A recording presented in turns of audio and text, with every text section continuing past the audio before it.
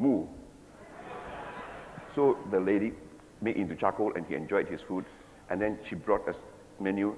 Our desserts are from $8 to $16. Pick any one, it's free because we did not cook your steak the way you liked it. And the guy was so grateful, he thanked her. And then on his way home, the guy who was driving the van said, "Sir, did our people smile at you?" He said, "Yes." "Did they tell you we got 95% occupancy?" They said, "Yes." "Did they call you by name?" He said, "Wait a minute, who the hell are you?" He says, "I'm the manager. Only managers are allowed to drive vans. Because on the way to the airport, you tell us the truth." Okay? Are you functional? Do you do things that count? Okay? Now, let me share with you another thought.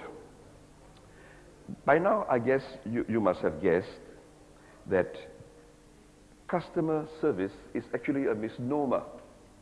You know, when you call it customer service, you think of, I am in charge of customer service. I got a manual and my people execute the manual. That's not how it goes. It's like malaria. Mal being bad, aria being air, malaria means bad air. So the poor guy is dying of malaria and his relatives are opening and shutting windows. It's Anopheles mosquito, okay? So call your customer service customer resources. You have all the resource and let your customer choose what would he wants. And then you fashion it for him. So you see, as we move to the year 2000, we are now not handling products and services. We are handling MOTS, a moment of truth, which is an episode in time when somebody comes into contact with any facet of your business and forms an opinion of it.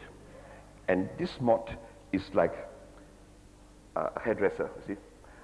In Canada, a guy called Heinz cuts my hair. And he will say, "Chung chung, have a nice day." Every time, "Chung chung, have a nice day." There are days when I have other plans. You know?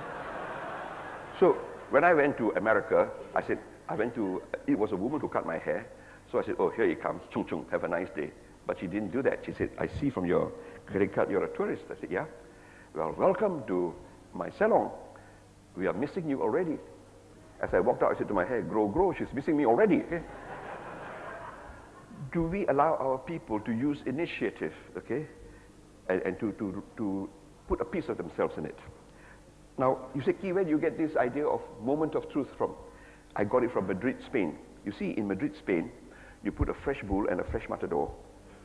The bull will kill the matador, so they cheat. They put the bull out. They got 6 guys on horseback with long spikes.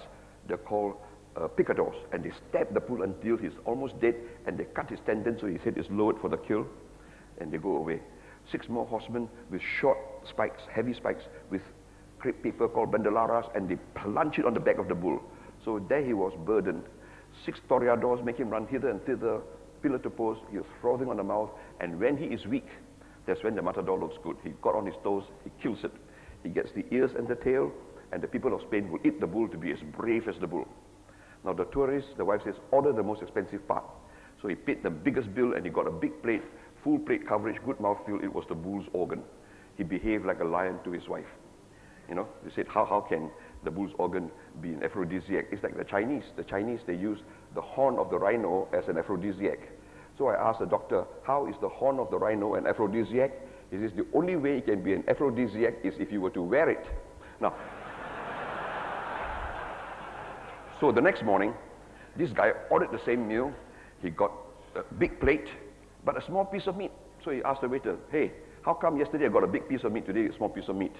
And the waiter said, "Senor, sometimes it's the matador who wins, sometimes it's the bull."